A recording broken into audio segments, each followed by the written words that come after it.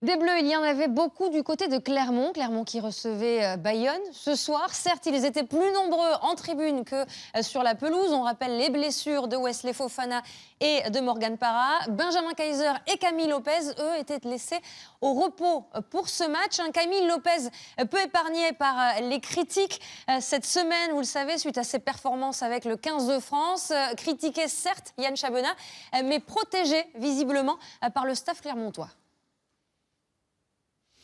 Oui, effectivement, Isabelle, après la cruelle défaite contre le Pays de Galles, Camille Lopez, comme tous les internationaux clermontois, a pu retrouver un peu de calme et de sérénité ici à Clermont. Une semaine de travail classique pour l'ouvreur international, mais pas de feuille de match ce soir dans ce choc des extrêmes. Camille Lopez, que l'on est allé débusquer en tribune, il était bien présent avec Wesley Fofana à sa droite pour ce match des extrêmes et des Clermontois que l'on retrouve dès le début de match à l'initiative avec dès la deuxième minute ce ballon pour Jean-Marcelin Butin, écarté pour Aurélien Rougerie qui va servir parfaitement Yato pour le premier essai de la rencontre. 120 secondes seulement de jouer et le premier essai inscrit par cette équipe clermontoise avec au passage la passe décisive d'Aurélien Rougerie qui faisait son retour après plus d'un mois d'absence. Franck Azema peut être satisfait parce que les Clermontois certes ont bien attaqué la rencontre, mais ils se montrent dangereux, même si les Bayonnais qui avaient laissé pas mal de cadres au repos ont fait parler la jeunesse, celle notamment ici de Bastien Duhalde qui échoue à quelques centimètres de la ligne. Ce ballon est perdu, récupéré immédiatement par Vamaina et Julien Bonner qui va lancer la contre-attaque. Le capitaine clermontois qui remonte ce ballon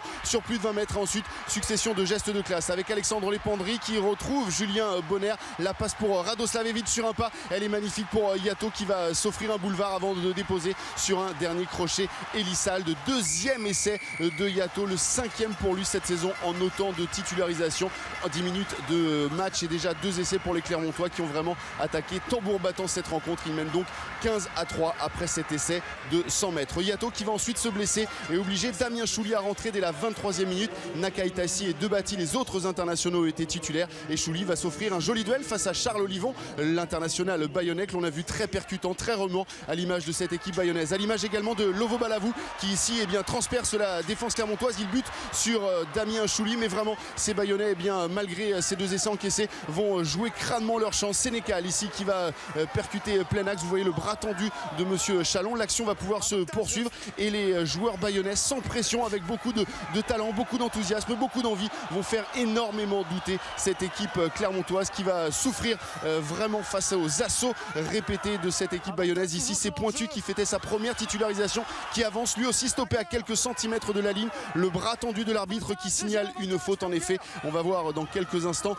l'arbitre a dressé un carton jaune à Sébastien Vamaina qui ne s'est pas dégagé de la zone plaqué. Un carton jaune dont vont profiter les Bayonnais quelques minutes plus tard avant le retour au vestiaire. On voit ici cette bonne prise de balle en touche et ici David Roumieux, l'un des jeunes d'expérience de cette équipe bayonnaise qui va entraîner tout le monde dans son sillage. Des Bayonnais qui durant les 20 dernières minutes de cette première mi-temps auront vraiment dominé territorialement et puis dans l'occupation, et c'est finalement David Roumieux qui aplatit le premier essai de son équipe et permet à Bayonne de recoller à 11 points seulement. Clermont mène 21-10. On a vu le sourire de Camille Lopez, il va quelque peu le perdre ce sourire parce qu'en début de seconde période les Bayonnais vont repartir encore sur un rythme énorme comme ce plaquage de Tipaolo qui quelques secondes plus tard va se rendre coupable d'une faute. Lui aussi ne s'est pas dégagé de cette zone plaqueur-plaqué et Martin Bustos Moyano va concrétiser une première pénalité. Il va inscrire 3 autres points alors que Brock James dans le même temps lui va rater 2 pénalités. 21-16, 5 points d'écart. Tout est encore à faire pour cette équipe clermontoise qui dans le sillage de ses remplaçants, on a vu Thierry Lacrampe, Chouli qui est entré en jeu et puis Tipaolo